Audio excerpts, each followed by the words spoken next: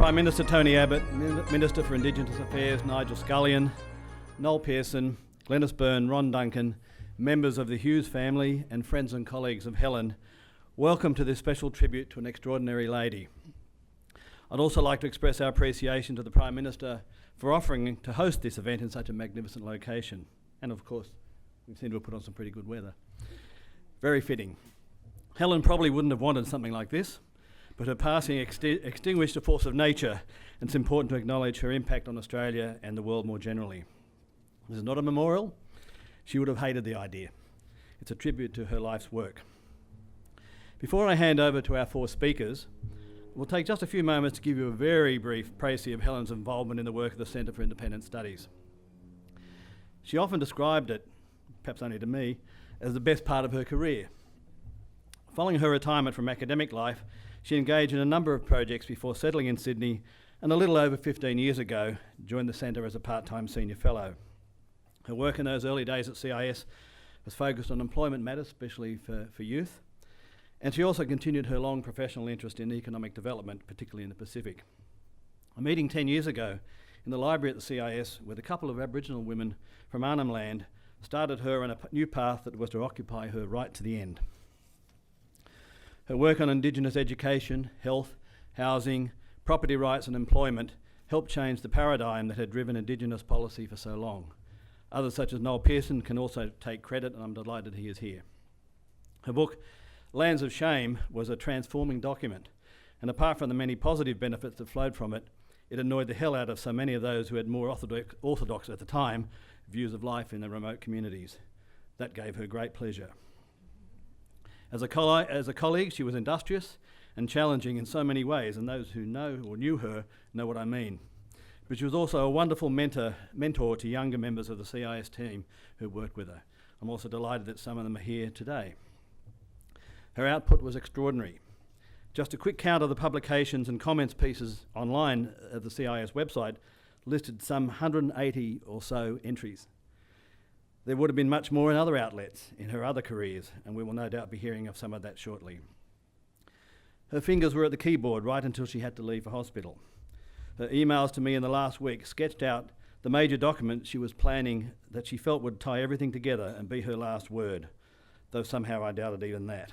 Well, she didn't quite get to it, but what a mighty legacy she has left.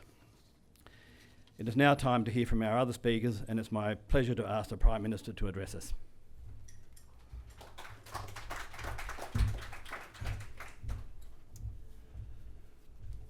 Greg, it's a pleasure to be associated with today's event. Helen Hughes was a great Australian. She was, as you said, a force of nature. For a very long time indeed, she was one of our most distinguished thinkers, and as anyone who met her knows, she was passionate, she was engaged, she could certainly give you a waspish response if the mood was upon her, but she did marvellous work over the best part of a half a century. Her first work was on the political economy of Nauru. Her last work, as Greg has mentioned, was Lands of Shame. Along with dozens of books and very significant journal articles, she was the Boyer Lecturer in the mid-1980s. She was variously described as Australia's greatest female economist and as one of Australia's 100 most distinguished public intellectuals. I suspect she didn't think being described as one of Australia's most distinguished, one of Australia's 100 most distinguished public intellectuals was such a distinction, but nevertheless she was so described. She moved from being a Marxist, indeed a member of the Communist Party in her youth, to being a passionate supporter of free markets. Indeed, that which in her early days she thought was an agent of oppression, she came to think in her later days was an agent of liberation. Like many in this gathering, I probably sat up most and took most attentive notice when Helen turned her talents to the issue of Indigenous Australia and what was to be done. Helen was a fierce critic of the idea of Indigenous exceptionalism. Yes, Indigenous people are special. Every Australian, every human being is special. And yes, Indigenous culture is unique to this country, and for that reason we have a special duty to preserve the high culture of Indigenous Australia. And obviously we have a duty to all of our fellow Australians, including Indigenous Australians. But as far as Helen was concerned, the policy of exceptionalism, or the policies that had been based on exceptionalism, had produced nothing but exceptional poverty, exceptional disadvantage, exceptional human misery. So she was right to take aim at the folly that was based on this well-intentioned but ultimately misguided notion of Indigenous exceptionalism. And yet, as Karl Marx said, the point is not to understand the world, but to change it. And that's the challenge that all of us have. That's the challenge which the new government has. And it's great to be here with Nigel Scullion, the Minister. No one in the Parliament is more committed to the real best interests of Indigenous people than Nigel Scullion. I'm very pleased and proud to have Nigel as my senior colleague in this important mission. And it's great to be here with Noel Pearson, my friend and sometime collaborator, Noel Pearson. Noel has been a prophetic voice in this field for a long time now. Noel has been a prophet for our time in this and in so many other areas of social disadvantage and what is to be done about it. And in Helen Hughes, he had a strong and perceptive academic collaborator. There are so many things that need to be done when it comes to Indigenous affairs. But in any one day, what must happen, surely, is that the kids must go to school, the adults must go to work, and Indigenous people should enjoy the ordinary tranquility which every Australian has a right to expect. Indigenous people, no less than any other Australian, should be able to go about their lives free from harassment, persecution, violence. They should be as safe in their own homes, as safe in their own communities as every other Australian has a right to be. So that's the immediate challenge of the new Commonwealth Government. It's the ongoing challenge for the state and territory governments. And I'm pleased to say that at the most recent meeting of the Council of Australian Governments, perhaps the longest and most animated discussion was on this absolutely critical central point of getting every Australian child, particularly every Indigenous child, to school. Not sometimes, not if they felt like it, not if the parents wanted it to happen, but every child to school every single day. Now, it's one thing to wish this, it's another thing to bring it about. Nevertheless, every Premier and Chief Minister, certainly this Prime Minister, left that meeting with the absolute stated objective of making this happen as quickly as we humanly can. And yes, we need better schools, and Noel Pearson is better placed than just about anyone else in our country to try to ensure that that happens, and I look forward to working closely with Noel Pearson, as does Nigel and our Education Minister Christopher Pyne in the weeks and months and years ahead. But that is the foundation. That is the foundation. And if we can say in a year or two's time that Indigenous school attendance rates have gone from, if we're lucky, 60% in the Northern Territory to a consistent 80 or 90%, that will be a significant start. And when we achieve that, I'm sure irascible Helen Hughes up there in the ether will look down on us, give us a brief smile and say, there's still more to do. And she'll be right. There will be more to do. But every journey has got to begin, and this is the journey that I am determined that the new government will begin. And we will not rest until we are much further down this path than any previous government has ever gone. So, ladies and gentlemen, it is an honour to be here. It's an honour to be associated with this commemoration of a great Australian and a great life, and I look forward to Helen's memory being preserved and her inspiration continuing down through the generations.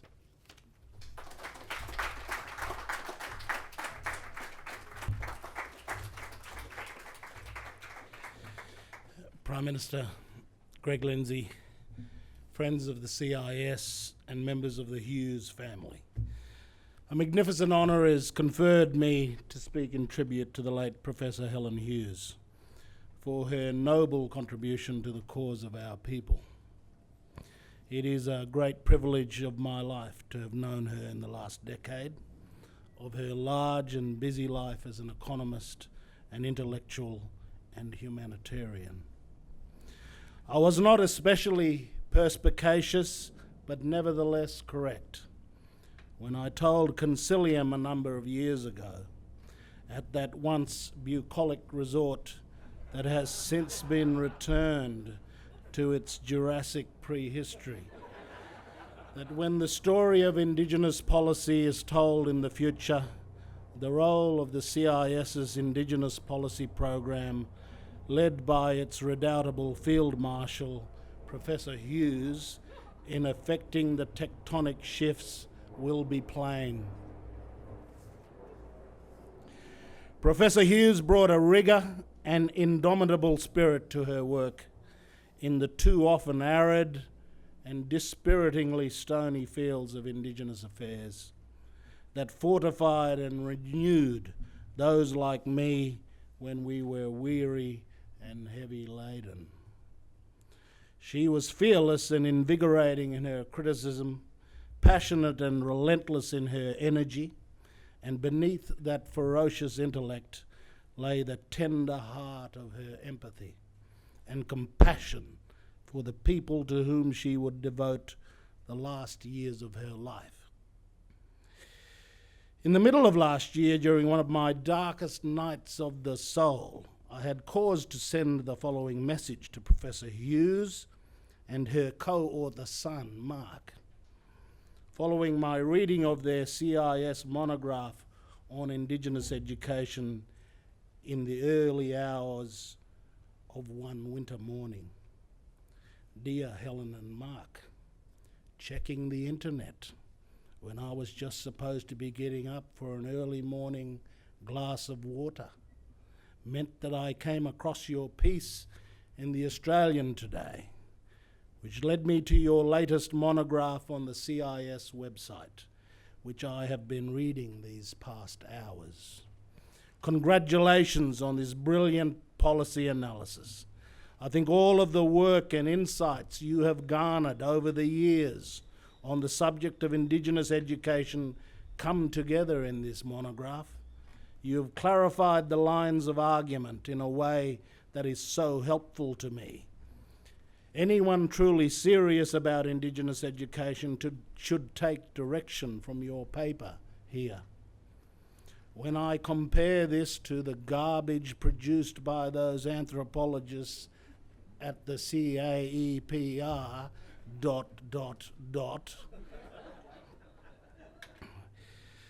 When in my sickbed I came under especially heavy fire from my detractors, I received a message from our Field Marshal exhorting me to never be troubled by these people.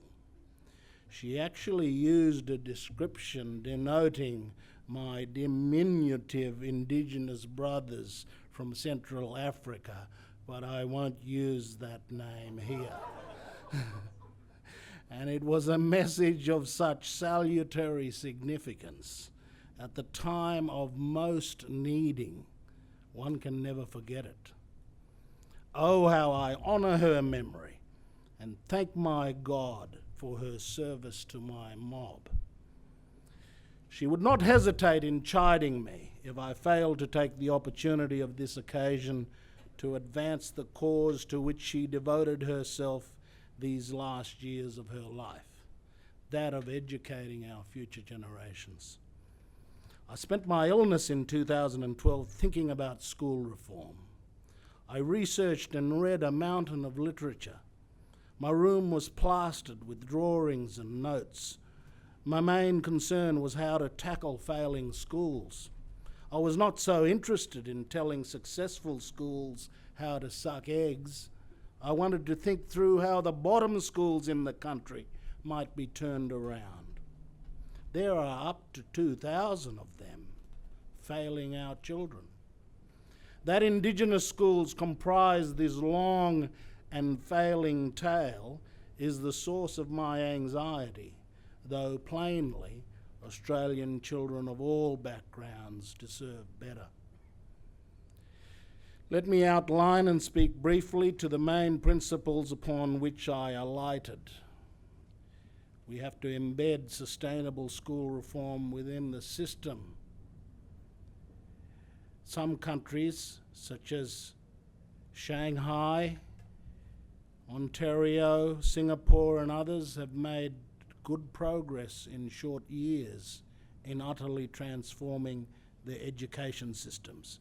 I believe we can do the same within the term of an Abbott government. Secondly, we have to ensure that effective instruction is the keystone of whole school reform. I learned this from Professor Kevin Weldale from Macquarie University, who told me many years ago that it's the instruction, stupid.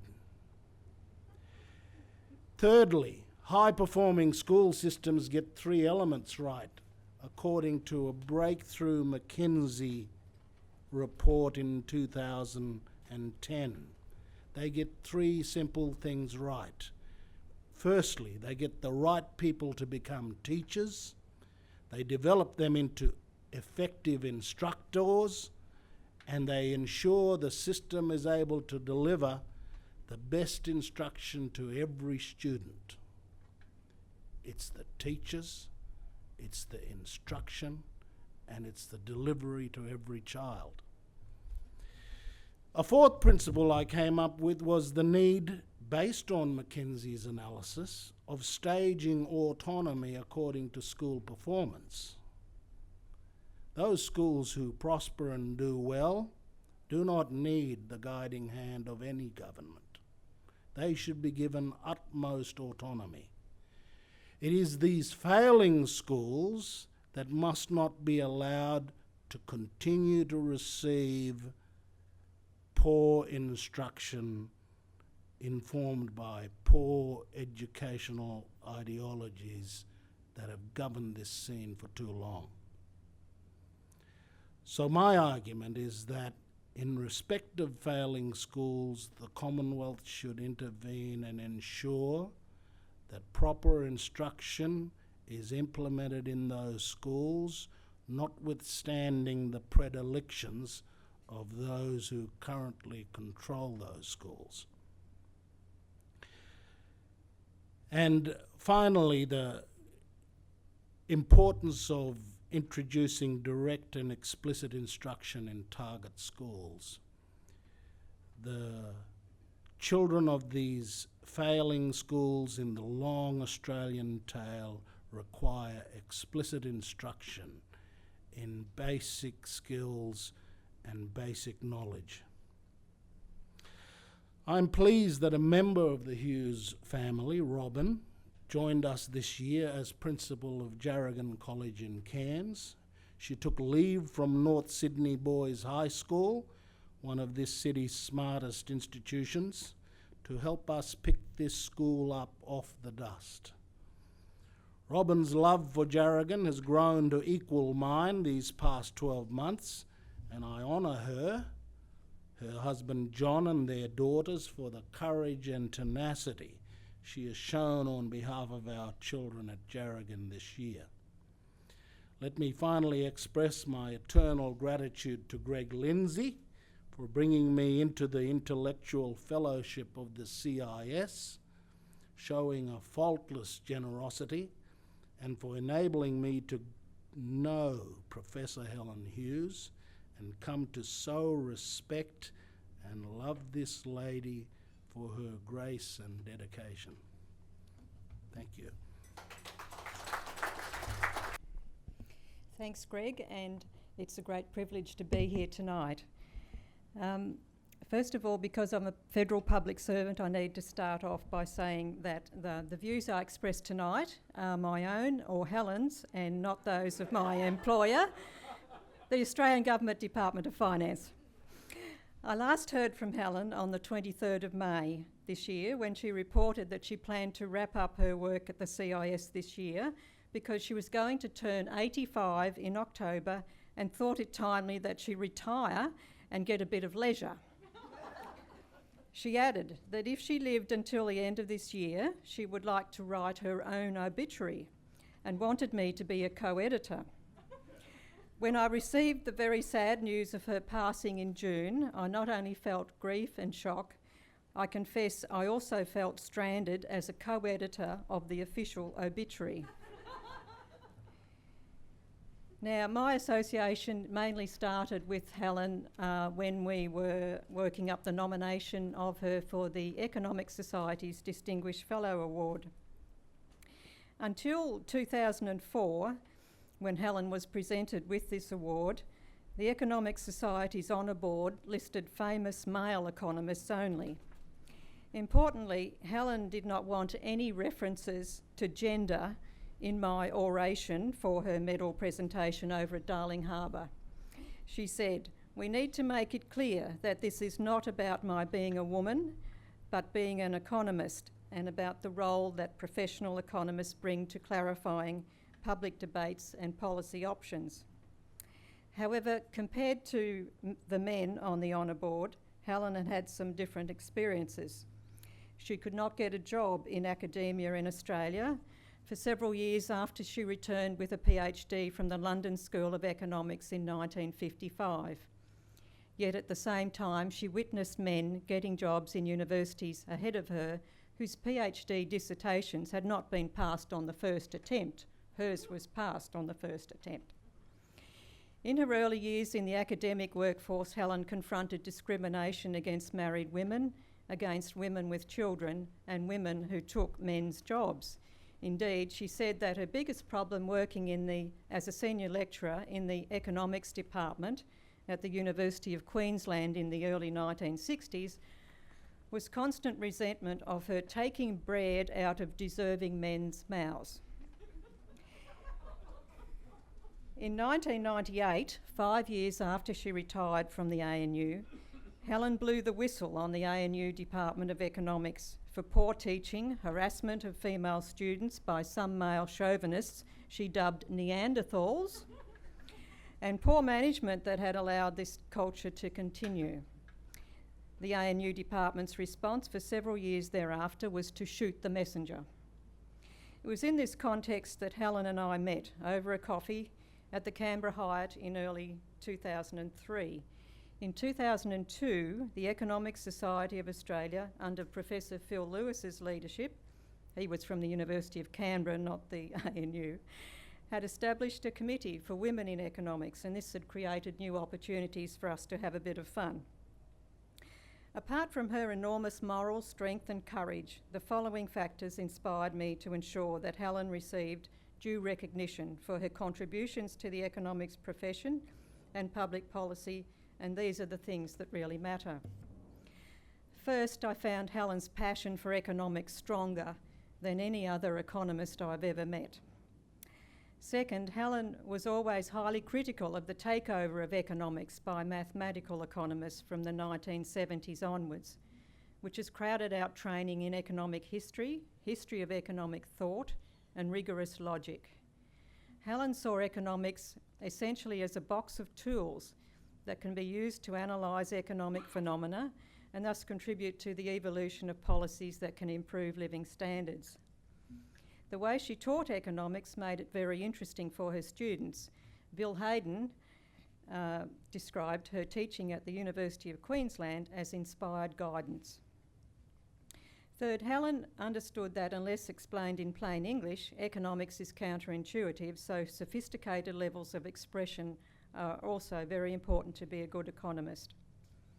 As an aside, I note that English was actually Helen's third language after Czech and German, and she said she picked it up in 6 months after arriving in Australia at age 11 in 1939.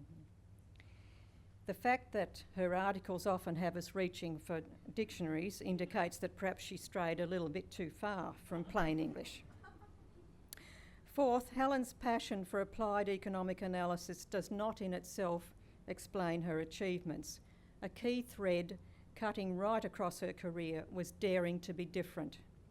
She was at her best when challenging outdated assumptions and regulations, beggar-my-neighbour policies, and ineffectual government interventions. For example, Helen drove the policy changes in Australia in the 1980s that changed Australian education into an export services industry. This started when Helen persuaded the Jackson Committee, reviewing Australia's overseas aid program in 1984, to go beyond its terms of reference. Her advice also on immigration policy as a member of the Fitzgerald Committee in 1988 helped contribute to an ongoing focus on skills in Australia's immigration. That's just 2 contributions of the many. Finally, behind every great economist, there's always a great mentor. In Helen's case, this was Hein's aunt. Like Heinz, Helen tended to start debates at what she saw as the useful end of the spectrum of ideas, and then not to budge for sound intellectual reasons. This was always far more difficult than starting at the other end of the spectrum. In her final correspondence to me in May, Helen considered her major contributions were the Centre for Development Studies Graduate School at the ANU, now part of the Crawford School, her writings on aid, trade and development, and her work aimed at improving opportunities for Indigenous Australians. For me and younger generations of economists, Helen was and will remain a great influence because of her passion for applied economic analysis, her zero tolerance of abuses of power and corruption, and her courage to dare to be different. Thank you. It's indeed an honour for me to be able to pay tribute to Helen tonight. First, I would like to acknowledge that Helen had the greatest influence on my professional life of anyone, except for my wife. Helen believed strongly that with good economics training, individuals could make a huge contribution to the welfare of their countries. She devoted her research, policy advice, and teaching towards this end. I was the beneficiary of this devotion in several ways. Helen recruited me from what was then the Industries Assistance Commission to now the Productivity Commission to the World Bank in 1980. She argued that the international experience would be very good for me, and she was right. Helen prevailed on me to stay, which I did for 14 years. When Helen retired from the World Bank in 1983, she moved to the ANU, where she took over what became the National Centre for Development Studies. Under her leadership, NCDS, now the Crawford School of Public Policy, became the leading university centre training people from developing countries in postgraduate economics. And Sue Leong is here tonight. She was the head of that economics program for many years. When Helen was retiring from the ANU, she insisted that I apply for a position and come back to Australia, which I did, and spent a wonderful 9 years carrying on her work at NCDS. That NCDS training has been so effective that countries such as Vietnam now have what is known as an ANU mafia that was contributed mightily to their growth and development. I saw Helen's enormous contribution as drawing heavily on her initial training in history, which allowed her to identify upcoming trends and events that others did not see. I can illustrate this with my first efforts in the World Bank. Seeing that I wasn't usefully occupied elsewhere, Helen asked me to write a brief on the upcoming debt crisis in Mexico. This was well before there was much appreciation of the fact that there was a problem developing in Latin America. Next, when Helen recognised that China would be looking to the international finance agencies for help after beginning its 1979 reforms, Helen saw that the President Albert McNamara would eventually be invited to visit China, and she wanted to be on the plane with him. So I spent a weekend writing a 30-page briefing that she could take to Robert McNamara. While at NCDS, Helen took a special interest in the Pacific Islands and PNG, recognising that the region was of great importance to Australia in many, many ways. Together with Marie Tate, who's also here tonight, Helen commissioned a series of studies on the Pacific called Pacific 2010, or otherwise known as the Pacific Nightmare. These studies looked at what could transpire in the Pacific if the then current trends in their demography, in their education and health outcomes, and their lack of policies and institutions continued. Unfortunately, much of what was forecast in those studies has come true. Helen and Graham, together again with Marie, also established and published the Pacific Economic Bulletin, and which they edited for 9 years. Unfortunately, after 25 years as the premier research journal on the Pacific, the Pacific Economic Bulletin no longer exists. After she retired from the ANU and joined the CIS, Helen continued her interest in the Pacific and wrote much about the lack of success with aid in the region.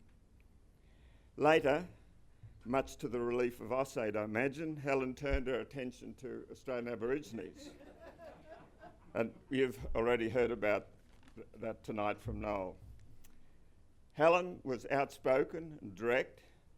She usually took a seat at the front of seminars, right under the nose of the presenter, so she could be the first, not necessarily to ask a question, but to make a comment. She was probably the most politically incorrect person I've ever known, which I regarded as a wonderful trait. I remember that when I joined the World Bank, Helen gave me a little talk on how I should be culturally sensitive because of the many different nationalities in the bank. Well, the first meeting that I went to with her was with a meeting of directors. Helen was the only woman director in the bank. She was the highest woman in the bank at that time. Well, she proceeded to comprehensively cuss out, and I won't go over the words, the idiots who had prepared the report being discussed. So I assumed that her little talk to me was something that she was obliged to do. So Helen was a great friend and mentor to the end. I miss her very much.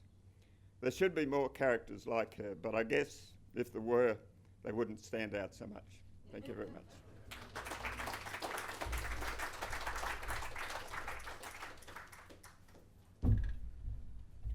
Well, Helen wouldn't have liked this event tonight, I'm sure, but I suspect in her quieter moment she said, that wasn't too bad.